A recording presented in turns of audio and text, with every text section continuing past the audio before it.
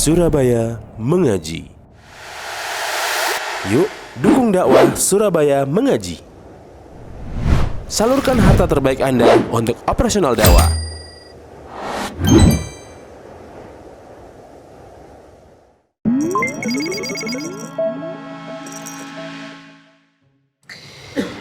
Innal hamdalillah nahmaduhu wa nasta'inuhu wa nastaghfiruh wa na'udzu billahi min shururi anfusina wa min sayyiati a'malina.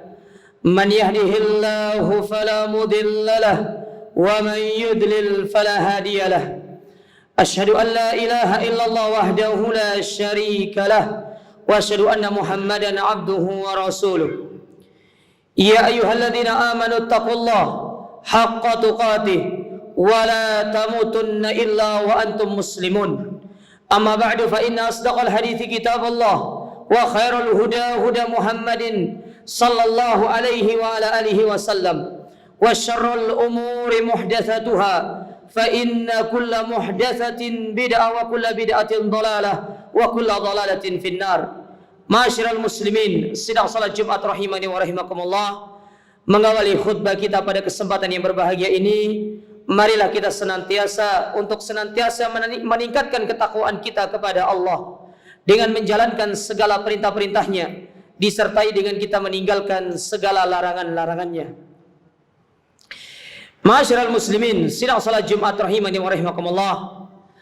Allah Subhanahu wa taala pernah berfirman di dalam Al-Qur'an, laqad kana fi qasasihim ibratun liulil albab. Sesungguhnya di dalam kisah-kisah mereka ada pelajaran yang bisa kita ambil, terutama bagi orang-orang yang berfikir. Inilah gambaran bagaimana sejarah yang pernah terjadi di dalam umat Islam ini. Di zaman Nabi SAW, Islam pernah merasakan yang namanya kejayaan. Islam pernah sampai kepada puncak kejayaan. Di antara tanda kejayaan Islam, bagaimana pada waktu itu Islam berhasil mengalahkan dua negara adidaya, yaitu Romawi dan Persia. Mereka berada di atas kejayaannya, padahal jumlah mereka pada saat itu tidak banyak. Akan tetapi, apa yang memenangkan mereka pada waktu itu? Bukanlah jumlah yang memenangkan mereka, melainkan kualitas mereka di dalam keimanan, di dalam ketakwaan, di dalam tauhid, di dalam berpegang teguh terhadap sunnah Nabi SAW. Itulah yang memenangkan mereka atas segala musuh-musuh mereka.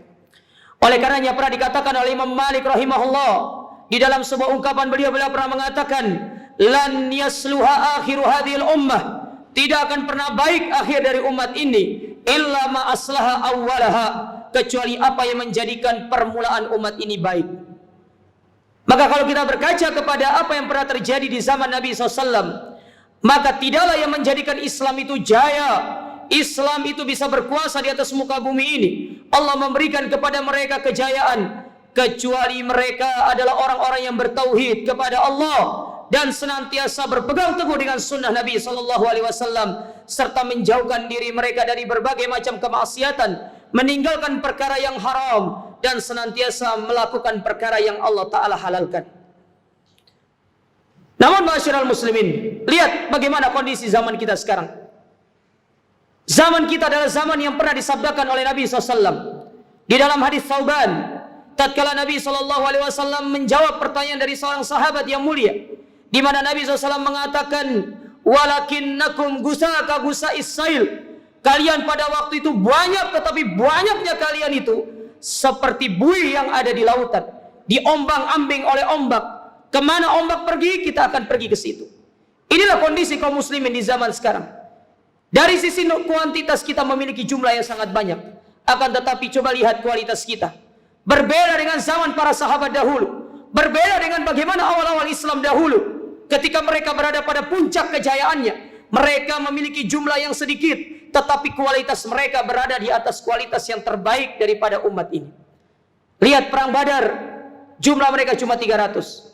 Lihat bagaimana perang yang lainnya, perang Ahzab, perang Khandaq, perang Tabuk. Kemudian di zaman Umar bin Khattab, perang Yarmuk dan yang lainnya. Semua jumlah mereka tidak pernah lebih banyak daripada musuh-musuh Islam. Akan tetapi Allah memberikan kemenangan kepada mereka bukan lantaran karena jumlah mereka, tetapi karena kualitas mereka kepada Allah Subhanahu wa taala. Oleh karenanya masyarakat muslimin, pada khutbah yang mulia ini, kami hanya ingin mengingatkan kepada kita semuanya, Islam pernah berjaya. Islam pernah menguasai dunia ini. Kalau kita ingin mengembalikan kejayaan Islam, kita ingin menjadikan Islam berjaya kembali sebagaimana awal dahulu umat ini berjaya, maka hendaklah kita mencontoh apa yang pernah dilakukan oleh orang-orang terdahulu, oleh generasi awal dari umat yang mulia ini. Apa yang harus kita lakukan? Yang pertama, tinggalkan segala macam bentuk perbuatan syirik. Bagaimana Islam akan jaya sementara umat Islam banyak berbuat syirik kepada Allah? Bagaimana Islam akan jaya di atas muka bumi ini? Bagaimana Allah akan memberikan kejayaannya kepada kita, memberikan kemenangan kepada Islam? Tetapi banyak kaum muslimin, masih banyak di antara mereka yang meminta kepada kuburan, masih banyak di antara mereka yang percaya kepada jimat, masih banyak di antara kaum muslimin yang datang kepada para dukun, kepada paranormal dan yang semisalnya untuk meminta pertolongan kepada selain Allah Subhanahu wa taala. Padahal secara tegas di dalam surat An-Nur, Allah Subhanahu wa taala telah berjanji akan memberikan kemenangan kepada kaum muslimin dengan syarat apa kata Allah? Ya'budunani wa la yusyriku bi syai'a. Beribadah kepadaku, tinggalkan perbuatan syirik, bertauhid kepada Allah taala. Allah akan memberikan janji tersebut kepada kita, yaitu berupa kemenangan dan kejayaan. Maka kaum muslimin, sidang salat Jumat rahimani wa rahimakumullah, kita ingin jaya, kita ingin berkuasa sebagaimana umat terdahulu berkuasa, sebagaimana kaum muslimin dahulu berkuasa. Maka yang pertama kali yang harus kita lakukan, benahi dulu tauhid kita, benahi dulu akidah kita, benahi dulu perbuatan-perbuatan syirik kita, tinggalkan semua kesyirikan dengan segala macam bentuknya. Kembalilah menjadi orang yang bertauhid kepada Allah, berdoa hanya kepada Allah, berharap hanya kepada Allah, menggantungkan segala urusan hanya kepada Allah, dan percaya hanya Allah yang mampu memberikan kebaikan dan menjauhkan kita dari kemudaratan. Kalau ini bisa kita terapkan, paling tidak Allah Ta'ala akan memberikan janjinya kepada kita. Kemudian yang kedua, masyarakat muslimin, di antara sebab kejayaan umat-umat terdahulu, di antara sebab kejayaan kaum muslimin pada awalnya, yaitu dengan mereka berpegang teguh dengan sunnah Nabi SAW. Maka coba lihat kondisi kita di zaman sekarang. Bagaimana Islam mau jaya? Bagaimana Islam akan berkuasa di atas muka bumi ini? Sunnah Nabi yang ditinggalkan. Tetapi perkara-perkara baru, urusan-urusan bidah, itulah yang laris di tengah-tengah kaum muslimin. Acara-acara yang tidak ada contohnya, wirid-wirid yang tidak pernah dicontohkan oleh Nabi SAW, zikir-zikir yang tidak pernah diajarkan oleh Nabi SAW, itulah yang lebih kita utamakan daripada apa yang datang dari Nabi SAW. Ingatkah kita dengan tragedi perang Uhud, ketika Nabi SAW berpesan kepada 50 pemanah yang Nabi SAW letakkan di atas bukit Rumah. Kemudian Nabi berpesan kepada mereka, apapun yang terjadi, hendaklah kalian tetap berada di bukit ini. Mau menang, mau kalah, jangan kalian turun. Tapi apa yang terjadi? Mereka menyelisih perintah Nabi SAW. Mereka turun karena mereka gemerlap dengan harta rampasan perang yang ada di depan mereka. Maka apa yang terjadi setelah itu? Allah Ta'ala menimpahkan kehinaan kepada mereka. Allah pun menjadikan mereka kalah di dalam perang tersebut.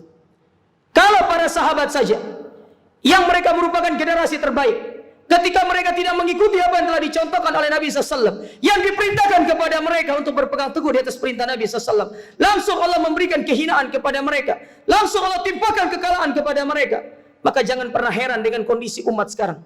Melihat umat sekarang, kaum muslimin sekarang sangat jauh dari sunnahnya, bahkan mereka tidak mengenal mana itu sunnah Nabi SAW. Maka tidak usah heran kenapa kaum muslimin di zaman sekarang diinjak-injak, dihina-hina, bahkan menjadi bahan-bahan untuk dicaci maki oleh agama yang lain. Karena sejatinya kita tidak punya izzah, tidak punya kewibawaan di hadapan agama-agama yang lain. Nabi SAW pernah bersabda di dalam sebuah hadis, beliau pernah mengatakan, utitu khamsan walam yutanna qablahun. Sesungguhnya aku diberikan 5 hal yang tidak pernah diberikan kepada nabi-nabi sebelumnya. Salah satunya kata Nabi SAW, nusirtu bi rabbi masirata syahrin. Aku dimenangkan atas musuh-musuhku itu 1 bulan perjalanan. Dahulu musuh mendengarkan Nabi ingin perang, mereka sudah takut duluan. Tapi zaman sekarang, ketika mereka ingin menyerang kita, kita yang takut kepada musuh-musuh Islam. Mana wibawa kita sebagai kaum muslimin? Mana dahulu cerita sejarah yang telah menjadikan kita jaya di atas muka bumi ini? Kemana mereka pergi? Semua itu sirna, hilang, karena kita masih berbuat syirik kepada Allah, karena kita masih melakukan perbuatan beda, karena masih banyak kesyirikan dan kebid'ahan, bahkan kemaksiatan yang terjadi di tengah umat-umat ini. Oleh karena itu para masyarakat muslimin, sidang salat Jumat rahimani wa rahimakumullah, kalau kita ingin jaya, kita ingin berkuasa sebagaimana yang pernah dilakukan oleh Nabi SAW dan para sahabatnya. Sebagaimana dahulu umat Islam pernah mengalahkan dua negara adidaya, Persia dan Romawi. Maka tidak ada cara untuk kita bisa kembali kepada kejadian tersebut, melainkan dengan kita meninggalkan segala macam bentuk perbuatan syirik. Kita kembali bertauhid kepada Allah Ta'ala, dan kita meninggalkan segala macam bentuk perbuatan bid'ah, dan kita hidupkan sunnah Nabi SAW, dan kita ajarkan sunnah ini kepada masyarakat-masyarakat yang ada di sekitar kita. Aku qouli hadza wastaghfiru innahu huwal ghafurur rahim.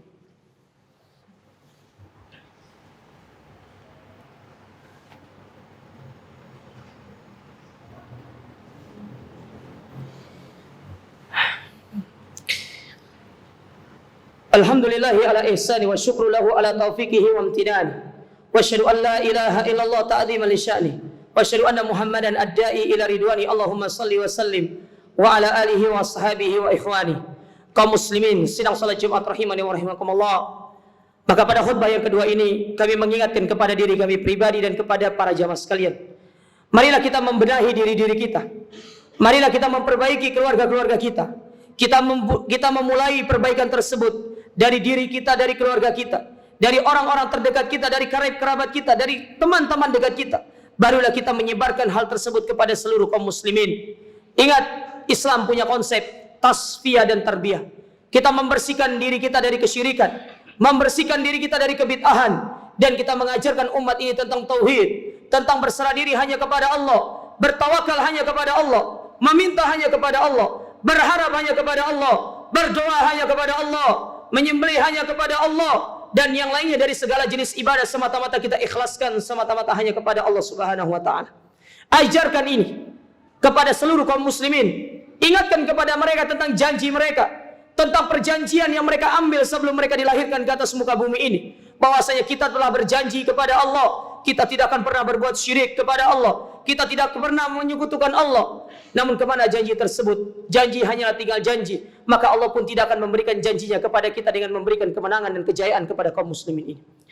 Kemudian yang kedua, masyarakat muslimin, ajarkan kepada sunnah, ajarkan sunnah ini kepada para masyarakat kita. Hidupkan sunnah ini di dalam keluarga-keluarga kita, di dalam rumah tangga kita.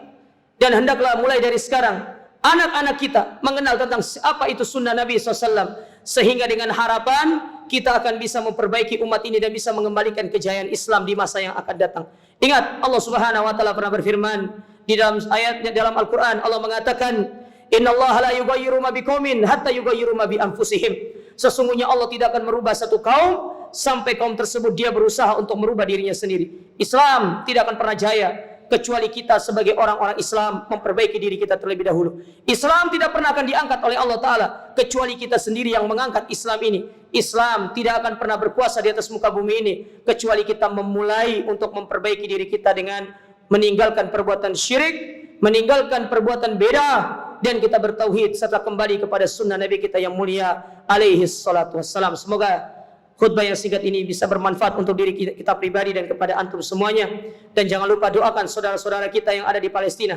Semoga Allah Ta'ala memberikan kemudahan kepada mereka. Semoga Allah Ta'ala mengangkat bala mereka. Semoga Allah Ta'ala mengangkat cobaan mereka. Dan semoga Allah Ta'ala menjaga negeri kita menjadi negeri yang aman, sehingga kita bisa beribadah dengan tenang di negeri yang tercinta ini. Innallaha malaikatahu yusholluna 'alan nabi ya ayyuhalladzina amanu shallu 'alaihi wa sallimu taslima. Allahumma shalli ala Muhammad wa ala ali Muhammad kama shallaita ala Ibrahim wa ala Ibrahim innaka Hamidum Majid, wa barik ala Muhammad wa ala ali Muhammad kama barakta ala Ibrahim wa ala Ibrahim innaka Hamidum Majid. Allahumma fir lil muslimina wal muslimat wal mu'minina wal mu'minat al ahya'i minhum wal amwat innaka as-sami'un qaribun mujibud da'wat ya qadiyal hajat. Allahumma unsur ikhwanana al-muslimin al-mustad'afin al-mujahidin fi Filistin. Allahumma ansur ikhwanana al-muslimin al-mujahidin fi Filistin. Allahumma ansur ikhwanana al-muslimin al-mujahidin al-mustad'afin fi Filistin wa fi kulli makan.